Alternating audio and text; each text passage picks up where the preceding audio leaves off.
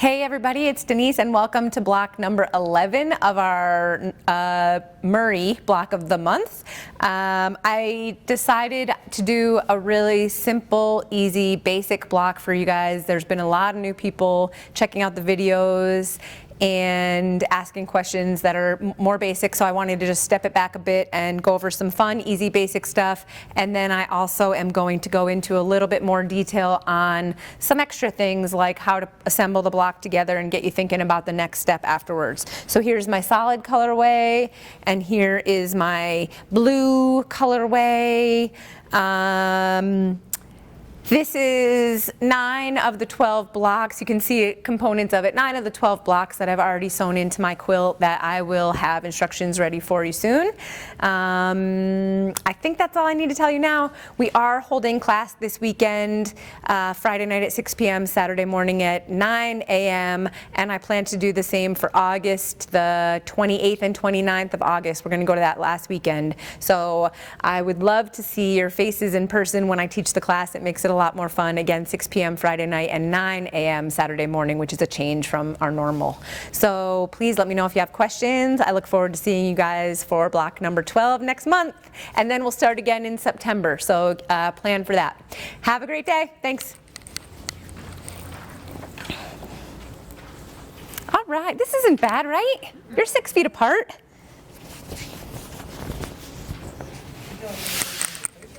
What's that? It makes you feel like everybody else is going on vacation.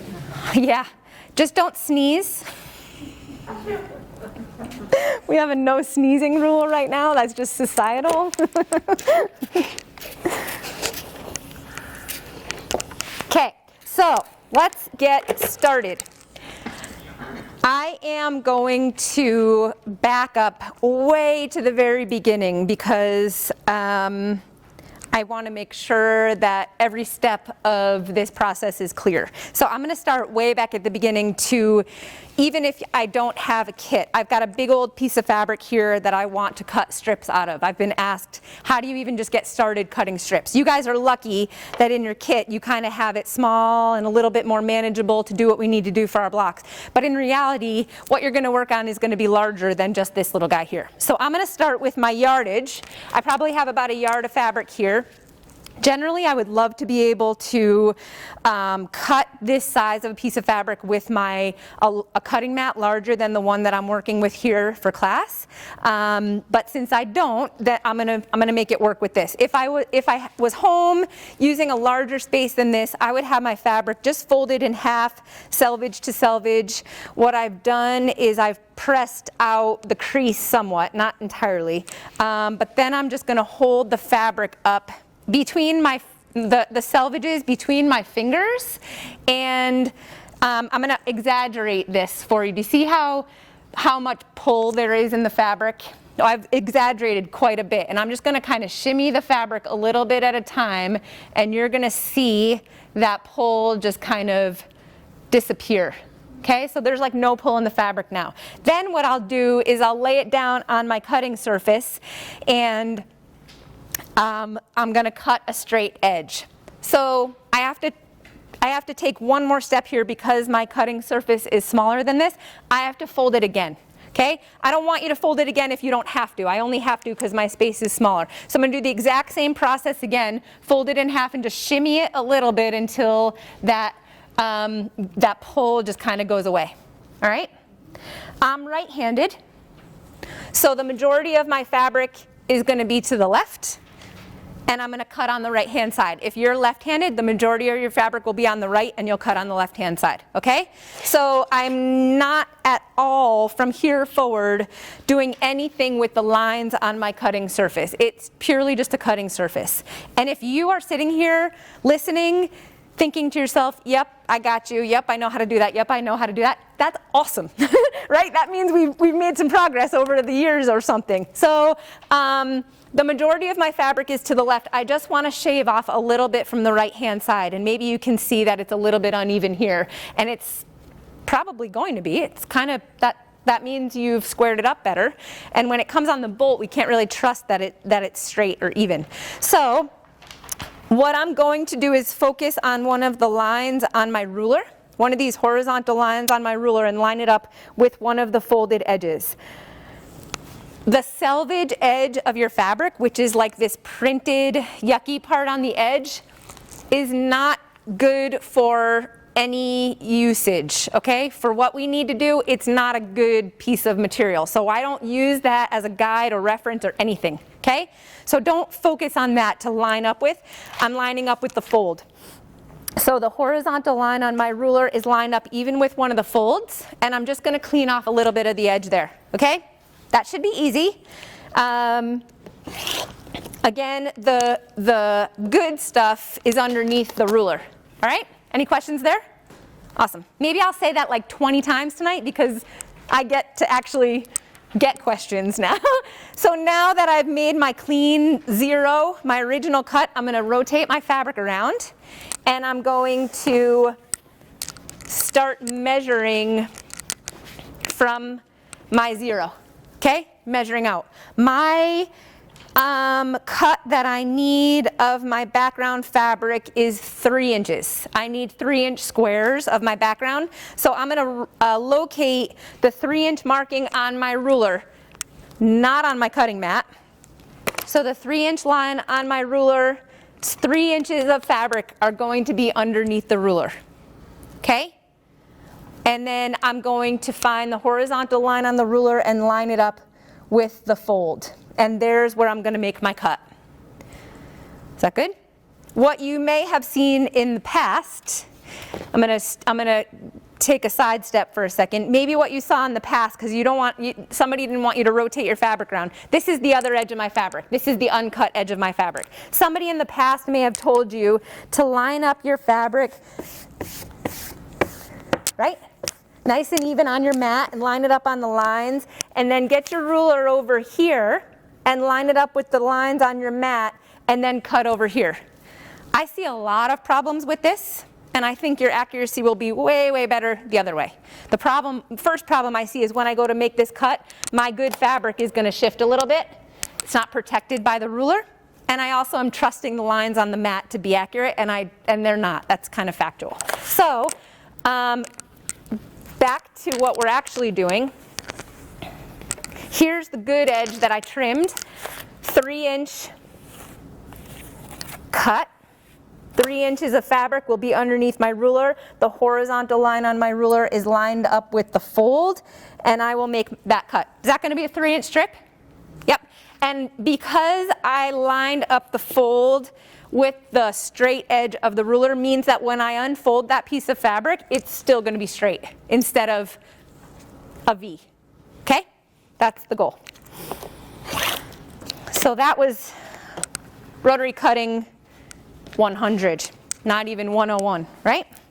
But it's important.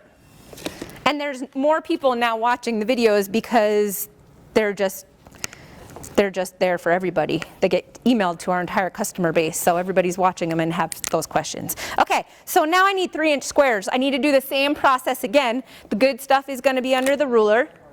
The yucky stuff is going to get cut off, the selvage edge there. I'll pick one cut on my strip and line it up with the horizontal line on the ruler and clean off the edge. And then I'm going to turn this around. I think I need, 8 squares that are 3 inches? So I'm going to cut 8 squares that are 3 inches. 2. And I'm going to have to remake this block in my gray. Oh my gosh. 4. 6. 8. And then the center of the block will be a 2.5-inch square. So I just need one little guy. I'm going to cut one piece down to 2.5 inches wide, and then turn that and cut a 2.5-inch square. Any questions or comments on that stuff? Nothing? Somebody ask a question, please. Okay, I need to cut my other fabric, so I'll do my This is going to be that sashing piece.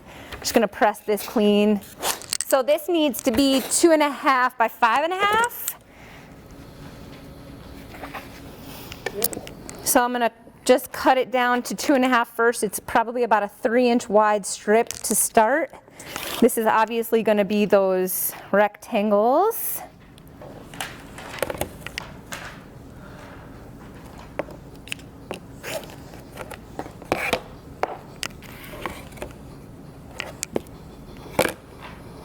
So my, it's going to get me right to the edge. Going to use about that whole strip up, so just be aware of that before you make your cuts. I was going to say something super mega important. 5.5 by 2.5. That's those narrower strips, okay? Then I've got, I only need one of those. 4 5.5-inch squares. Oh, I know what I was going to say. So the ruler, my ruler is a 6.5-inch wide ruler. So you'll see me utilize both sides of the ruler, right? So for the 5.5-inch cut that I need, I'm going to work from the side that has that extra 1/2 inch on it.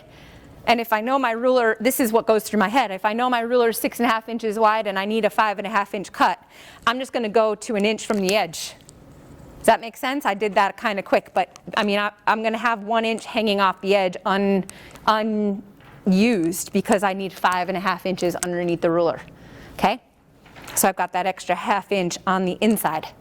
As opposed to doing it the other way, it still works, but now I just have to work a little bit harder to find that 1/2 inch increment in there.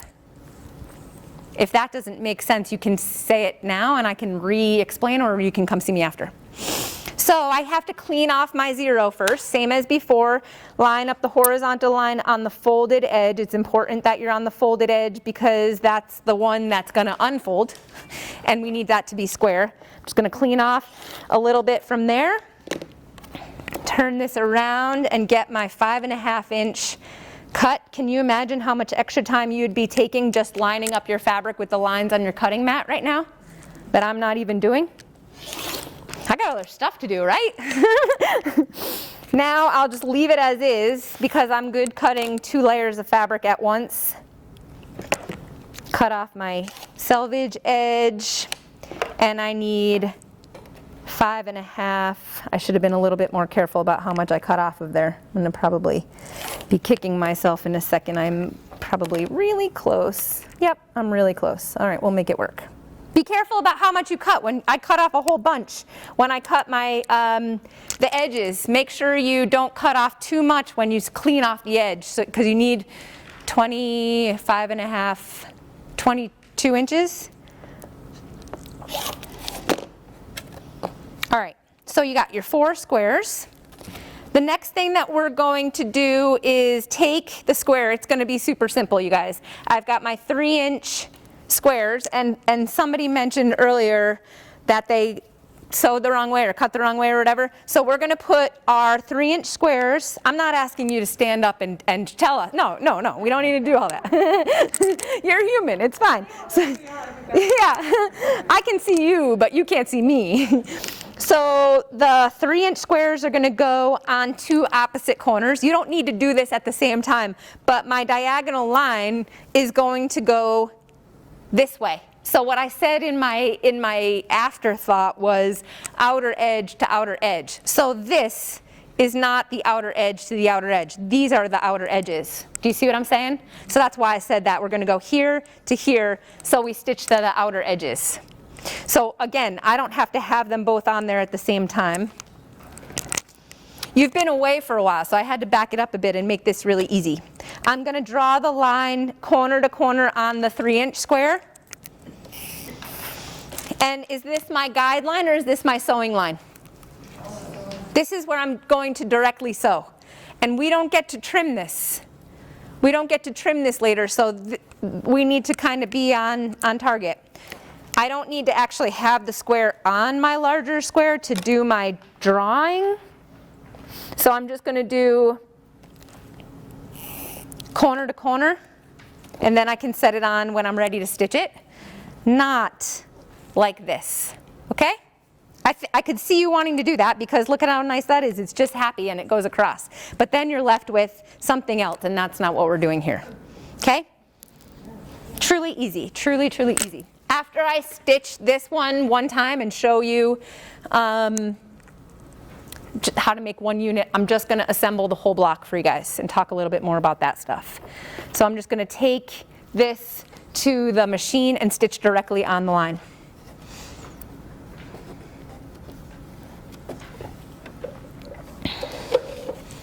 I'll remind you that I like to start my first stitch just a little bit into the fabric.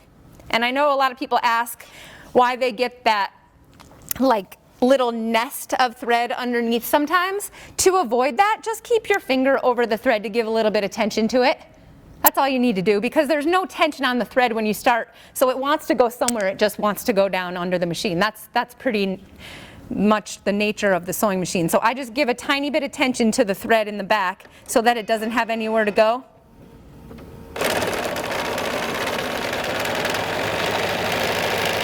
And then you're going to do the next one and you're just going to continue to feed them in. There's only 4. You're just going to chain piece those babies together. Okay? Do you always have that foot on there when you do these? So, great question. The question was, do I always use this foot when I'm doing this? I have the 1/4" foot on the machine right now, but for what I'm stitching, which is just directly down the center line, the 1/4" foot is not necessarily a must. I have the 1/4" foot on because in a minute I'm going to sew at the 1/4" seam allowance and then it's going to be a must for me. But it looks like, I don't know why it looks different. Maybe it's just... Well, I've got the dual feet in the back and this 1/4" foot's a little bit wider on the left and maybe that's what's... No, I'm seeing the white part back there. That's the dual feed on this machine. That's what you're seeing maybe, is that right? Yeah. So it's extra feed on the top so that your fabrics don't shift as you stitch. It's lovely. Okay. And I'm just going to sew the other side of the same unit. Some of your sewing machines on the front also have a surface, and mine has markings in the front that measure 0, which is directly in front of the needle, a 1/4" marking to the right of that 0, which would be a 1/4" seam allowance, and so on the left-hand side. So that's pretty handy for me because I can just track that 0 right up to my needle, and that's dead center. So that's a fun little thing to know about on your sewing machines. Okay, so I've done 1. You'll do 4 that look like that. The next thing we're going to do is just cut apart on or around that 1/4" seam allowance. The stitching's already happened, so whether you're exactly at a 1/4" or not is not too critical. What you might do before you do your cutting is actually do the pressing. So to do the pressing, you're just going to set it closed and press away from the center. The nice thing about that is it kind of just gives you a chance to make sure you sewed it the right way before you cut. So now I'm just going to tuck this one back and trim away. Yeah, don't cut what you just sewed on entirely off. So what you should yield is a square. Oh, it's kind of cute with that gray. A square that's still 5.5 inches. Super easy, right? But I wanted to focus a little bit on that strip cutting, and I want to focus on talking about how to assemble this together when we're done, okay? So I'm going to have you look to the back of the room for a second at the quilt on the wall. It's called Scattered Quilt. It's really fun quilt to do, and you can use a lot of different fabrics. I'm going to run back there and just talk about it for a second. Can I sneak through? I'm sorry. So what you see when you look at this quilt is blocks, right, with sashings in between. If you look closely, and I'm not picking on this quilt or anything, but if you look closely, you can see where one strip comes through to the other, and it should look like a straight line, right? And they do. They look awesome on here. But you notice that there's a really good chance that when you have one strip and then the next one that they could shift a little bit, right? Because there's nothing there to guide you to line them up evenly. There's no seam to have to match up. So that's a really tricky way to actually sew your stuff together, right? It's really tricky to get that illusion that it looks totally straight across. So what I'm going to show you now is cornerstones, because cornerstones really are a good tool to add in a little bit of color, like a little accent of color, but also to keep everything really straight and even, okay? So that's my next lesson for you.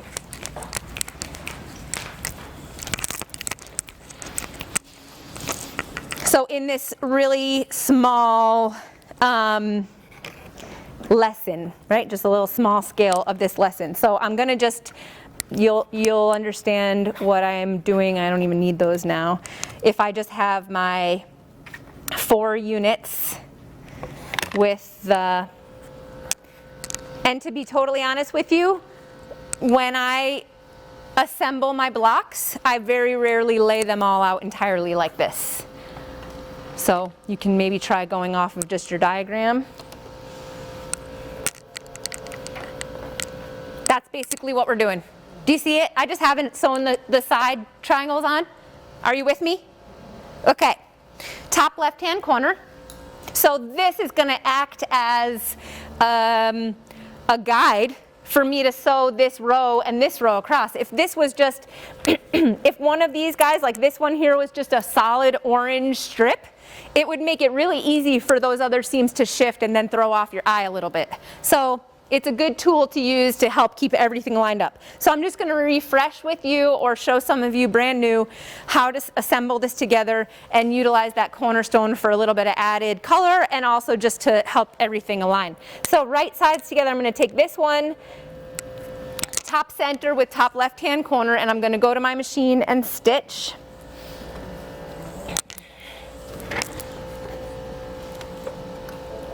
What's your seam allowance? 1/4 inch. Always 1/4 inch seam allowance.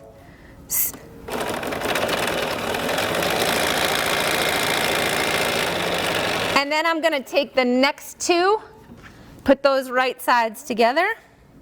Sorry, I did that too fast. Did I do it too fast? All right, I'm going to go back over here.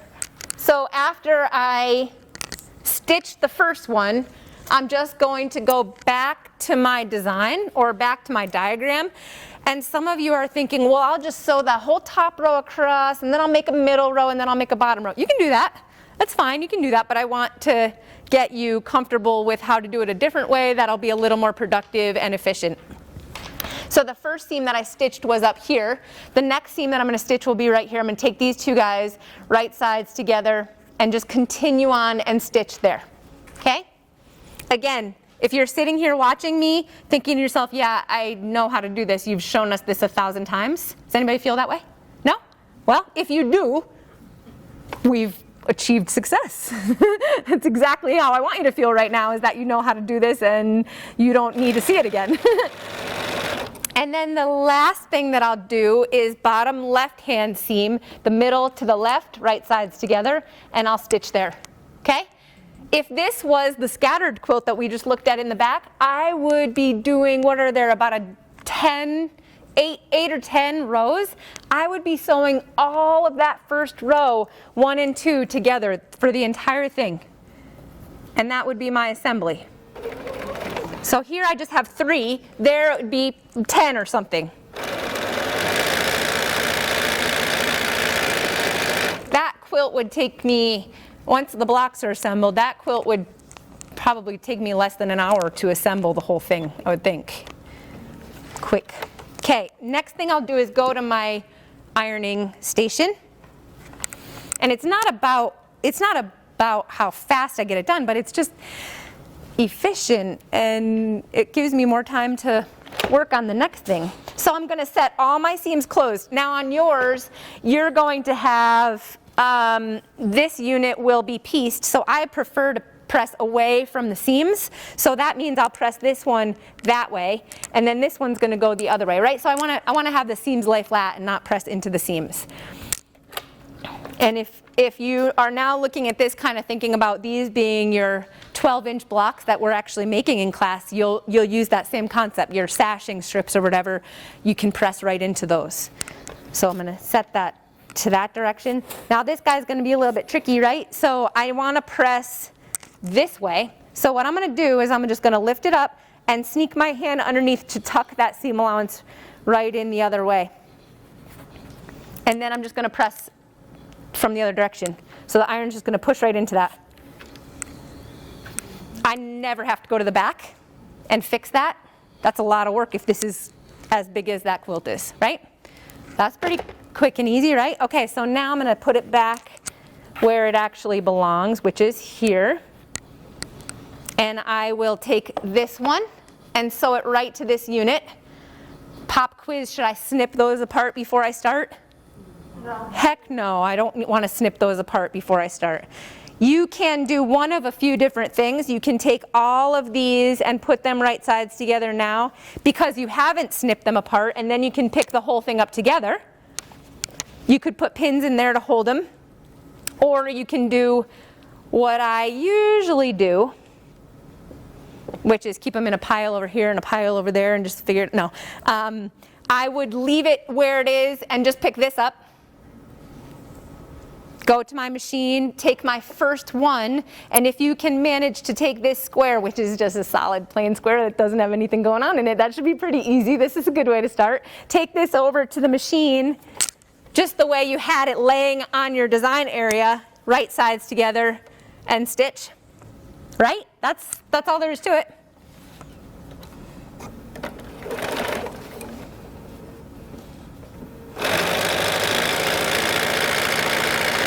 So my next set of things that I need to stitch are right here. Well, it's cool because I don't even need to look at my design to know what to stitch next. The next thing I need to stitch is only going to be a short one, right? Because it's a short one here. So I know that's going to be my narrow strip. Right sides together.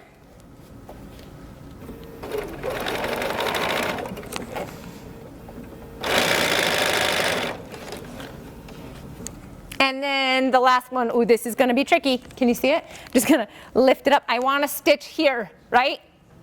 So I just kind of have to think about that. There it is, and put it right sides together.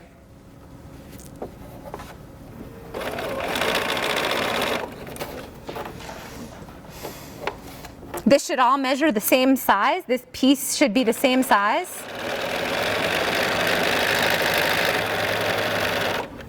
Okay?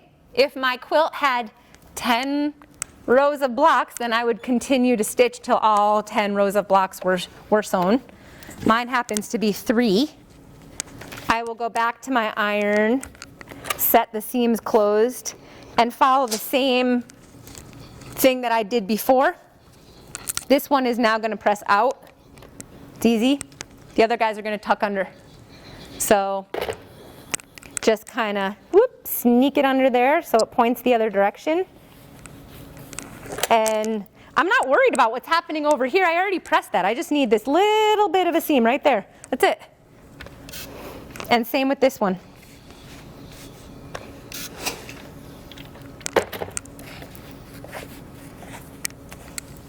And now they're ready to be stitched together into my block.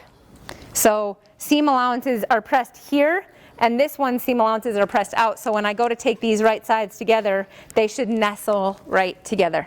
And if this will happen if you've pressed and your seams are both facing the same way, just flip one of them over so that you're not trying to stitch them the same way. Just finger flip one over, like that's all you got to do is just flip it over and it will nestle in there, and you've already pressed that seam nice and creased, so it will still look good. Okay, so I'll continue stitching here.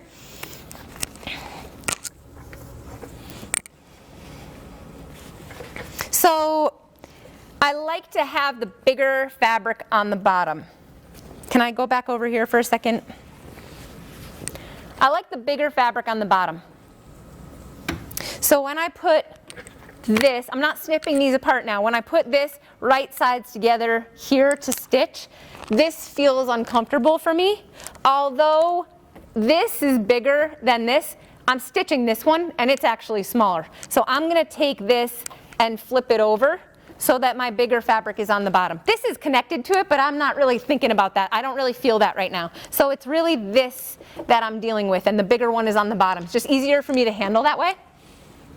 It's a pretty general rule to follow, bigger on the bottom. And then this is super easy. They just nestle right together. I can just hold my fingers right on here to give it a little bit of tension and just walk it right up to the machine. Same with the next. And ideally, although there's nothing to nestle here, ideally you can just hold on to those and walk those up as well. If I had several rows in my quilt, like the one we looked at in the back, I'd probably press often. Since I just have the 2 rows here, I might just wait until I'm done to press them. But if I had a big quilt, I would be pressing often just to keep everything out of the way. This I can manage, it's pretty small. I'm gonna start up at the top, bigger on the bottom.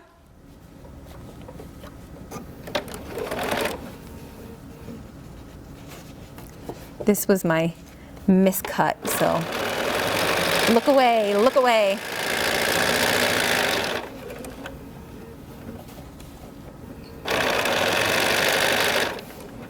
And another miscut. Oh my gosh. And that's all there is to it. And pressing at the end is definitely a thing that we should do. Now I'm not as particular after everything is sewn together which direction things go, because there's seams all over the place. But pressing is still important. Okay, are there any questions? That was like wicked easy, right? Did anybody feel like they learned anything? Not some, yeah, okay, one, yeah, good.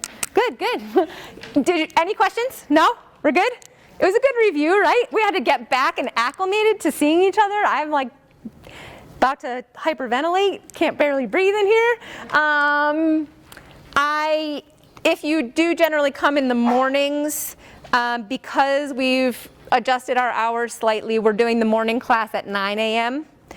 Obviously we're here 6 p.m. Friday night, but Saturday morning we've adjusted to 9 a.m. I don't know how permanent that will be. August class is the very last weekend of August.